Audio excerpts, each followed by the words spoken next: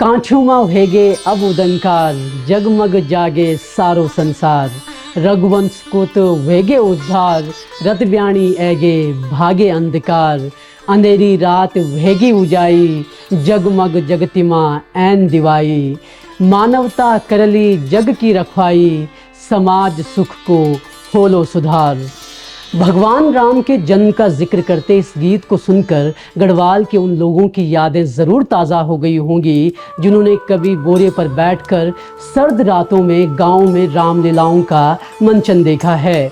आज भले ही पूरे उत्तराखंड में बड़े स्तर पर रामलीलाओं का मंचन होता है, लेकिन एक वक्त ऐसा भी था जब गढ़वाल में रामलीला के मंचन पर पूर्ण प्रतिबंध लगा दिया गया था। यहाँ कभी रामलीला का मंचन नहीं हुआ करता था, लेकिन एक शख्स ने इस तस्वीर को बदला और गढ़वाल में रामलीला के मंचन की शुरुआत की। सिर्फ रामलीला का मंचन ही नहीं, बल्कि उन्होंने गढ़वाली भाषा की पहली रामायण भी लिखी, और ये शख्स थे गुणानंद डंगवाल पथिक। आज जब अयोध्या में भगवान राम की प्राण प्रतिष्ठा का भव्य आयोजन हो रहा है, खुद उत्तराखंड में भी इसके लिए कई आयोजन किए जा रहे हैं, तब ज़रूरी है कि हम इन्हें भी याद करें जिन्होंने गढ़वाल को रामायण का मंचन दिया। गढ़वाली में रामायण के दोहे दिए। सिर्फ इतना ही नहीं, इन्होंने आम लोगों के हक के लिए आवाज़ भी उठाई। भगवान राम की तरह उन्होंने अपना जीवन आम जनता को समर्पित कर दिया। इतिहास के पन्नों में खोए वो एक ऐसे नायक हैं जिनके कंठों से जब स्वर निकलते थे तो गांव के गांव एकजुट हो उठते थे।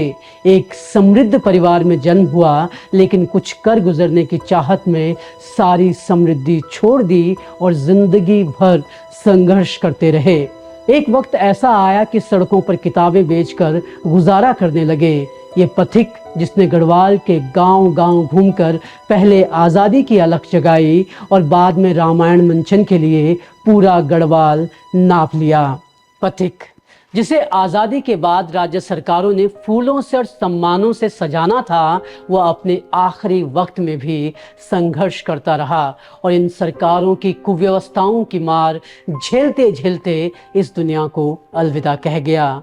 आज कहानी उस पथिक की जिसने गले में हारमोनियम टांग कर न सिर्फ गढ़वाल में रामायण को जिंदा किया, बल्कि क्रूर सत्ता के खिलाफ विरोध का बिगुल भी बजाया।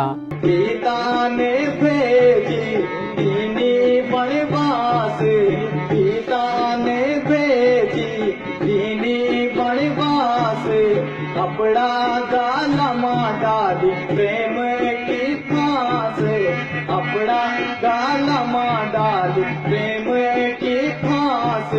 के कई माता की पूछा, तुम बेटा भेजी राज गादी माँ, तुम बेटा भेजी राज गादी माँ। मैंने कारणी देखा। राम वनवास का ये दृश्य आपने उत्तराखंड में मंचन होने वाली रामायणों में कई जगहों पर देखा होगा, लेकिन ये जो गीत लक्ष्मण के मुख से यहाँ पर निकल रहा है वो गुणानंद डंगवाल जी की लिखी गढ़वाली रामायण से है। गुणानंद डंगवाल के रामायण मंचन में उनके योगदान पर बात करने से पहले जरूरी है कि गुणानंद डंगवाल के मूल को जाने। गुणानंद डंगवाल का जन्म टिहरी रियासत में 1913 में हुआ। उनका जन्म टिहरी जिले की घनसाली तहसील के 11 गांव हिंदाव पट्टी के गांव डांग खसेती में हुआ। गुणानंद के पिता एक साहूकार थे और वो चाहते थे कि आगे चलकर उनका बेटा भी साहूकारी ही करे, लेकिन गुणानंद ने दूसरा रास्ता चुना। वो बचपन से ही विद्रोही स्वभाव के थे और अपने इसी विद्रोही स्वभाव की सबसे पहली कीमत उन्होंने अपने घर में ही चुकाई।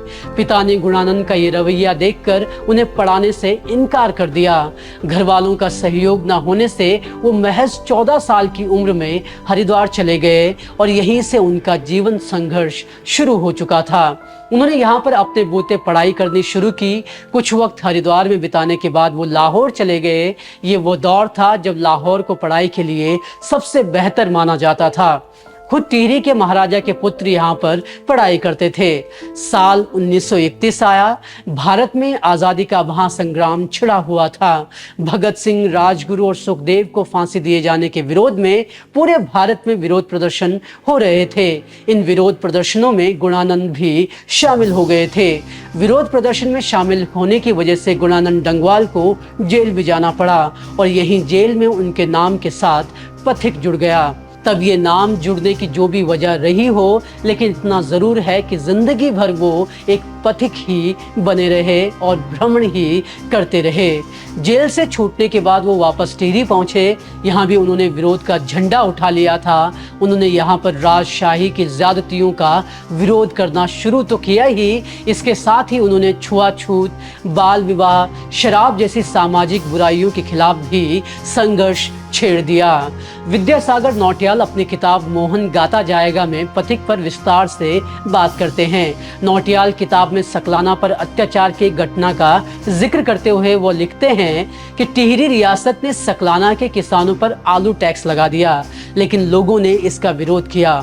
इस पर टैक्स की जबरन वसूली के लिए रियासती सरकार ने पूरे सकलाना को नोटिफाइड एरिया घोषित कर दिया। ये तब किया जाता था जब कोई गांव या क्षेत्र टैक्स नहीं देता था। इसके बाद रियासती पुलिस ने सकलाना में आतंक मचा दिया। पुलिस आती और लोगों के गाय भैंसे खोलकर लेकर चली जाती। लोगों के घरों का सामान भी जब्त कर नीलामी के लिए चंबा पहुंचाया जाने लगा।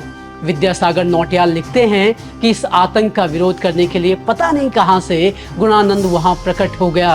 वो बताते हैं कि अब गुणानंद डंगवाल पथिक के नाम से ज्यादा पहचाना जाता था। पथिक ने प्रजा के खिलाफ अपने विद्रोही सुरों से चुनौती देना शुरू कर दिया था।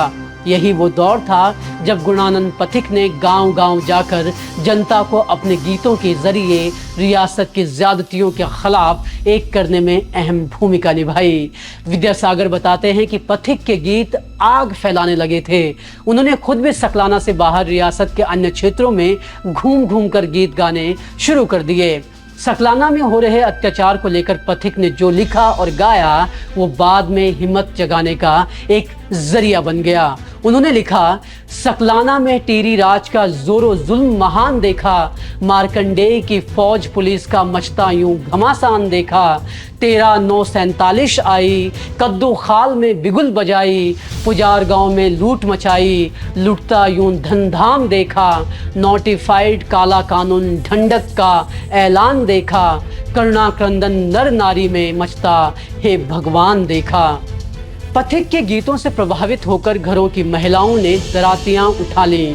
सकलाना से शुरू हुई ये लड़ाई अब पूरी रियासत में फैल चुकी थी और विरोध के इन सुरों को मजबूत करने का पूरा श्रेय पथिक को जाता है। और आखिरकार 14 फरवरी 1948 को टिहरी रियासत का तख्ता पलट हुआ और जनता ने सत्ता अपने हाथों में ले ली। टिहरी रियासत से आज़ादी मिलने के बाद कांग्रेसी नेताओं ने आपस में लाइसेंस और परमिट बांटने शुरू कर दिए। यहाँ पर गुणानंद पथिक के पास एक मौका था कि वो भी लाइसेंस और परमिट लेकर धन अर्जन कर सकते थे, लेकिन उन्होंने ऐसा कुछ भी नहीं किया। गुणानंद पथिक जब राजशाही के खिलाफ लड़ रहे थे तो वो अपने कुछ साथियों के साथ मिलकर कम्युनिस्ट पार्टी के सदस्य बन गए थे।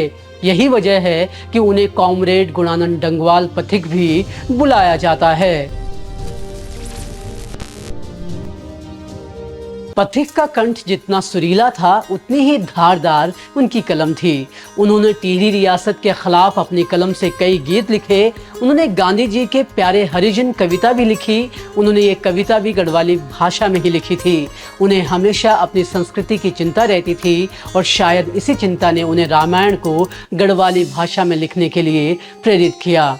उन्होंने न सिर्फ दोहे और चौपाइयों को गढ़वाली में लिखा, इनके लिए धुन और शैली भी ठेठ पहाड़ी लोक गीतों के आधार पर तैयार की।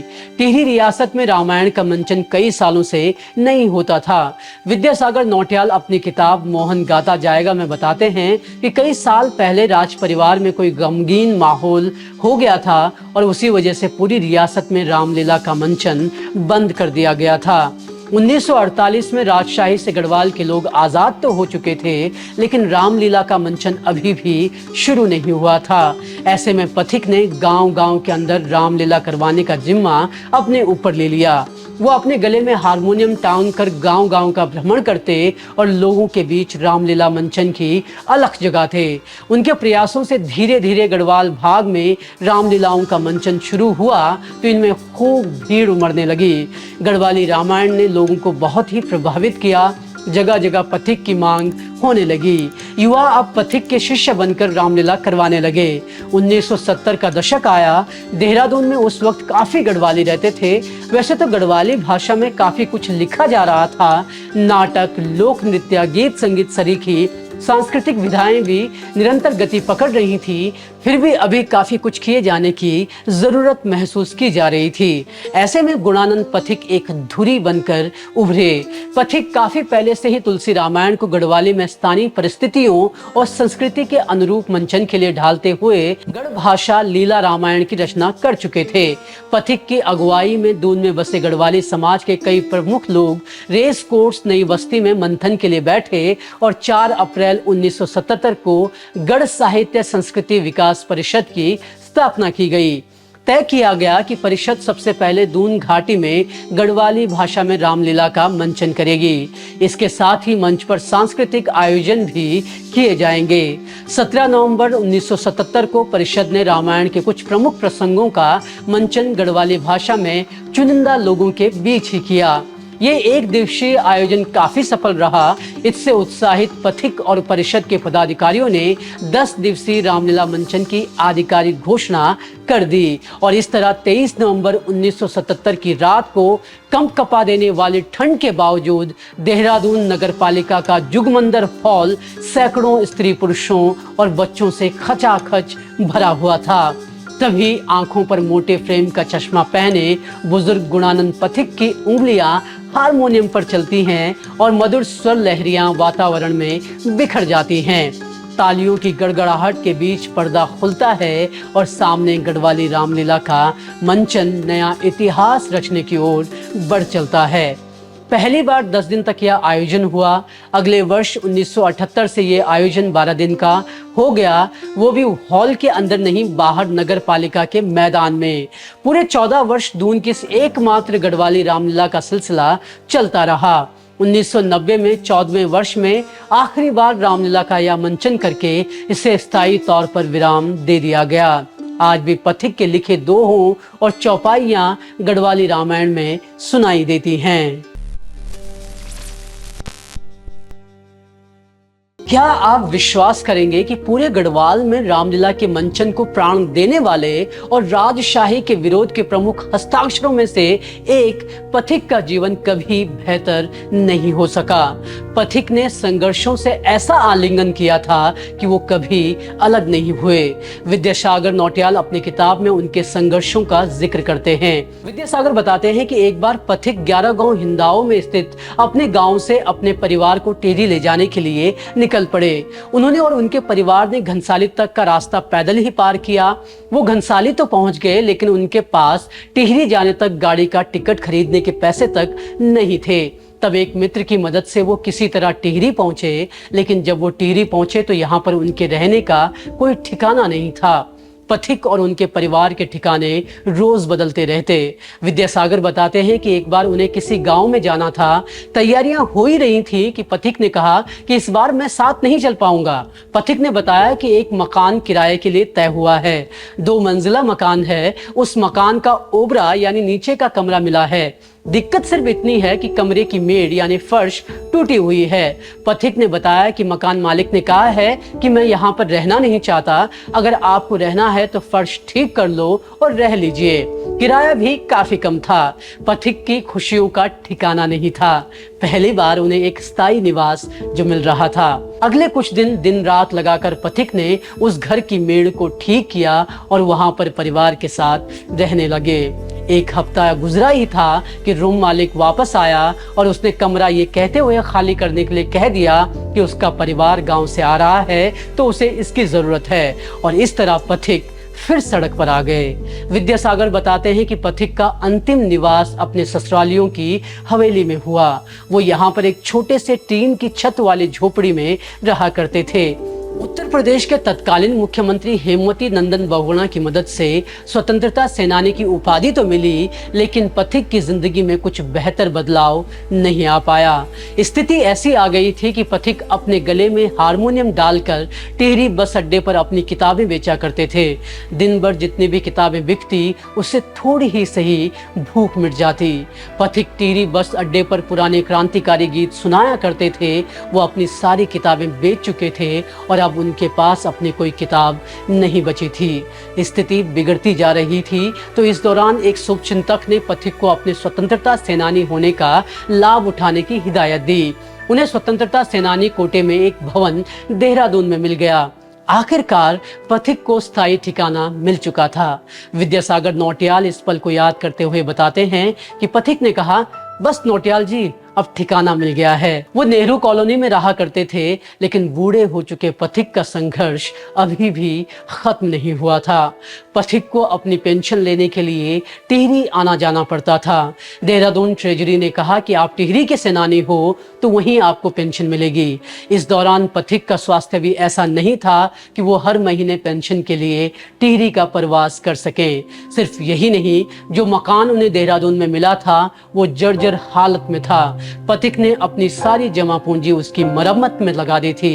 आवास विकास परिषद को उन्होंने सिर्फ एक किश्त दी थी और उसके बाद वो कुछ भी नहीं दे पाए।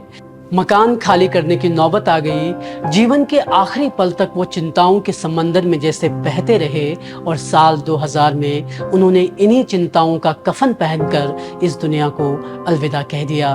उन्होंने अपना पूरा जीवन अपने लोग और संस्कृति को समर्पित किया, लेकिन हमारी सरकारों ने कभी उनकी तरफ नहीं देखा।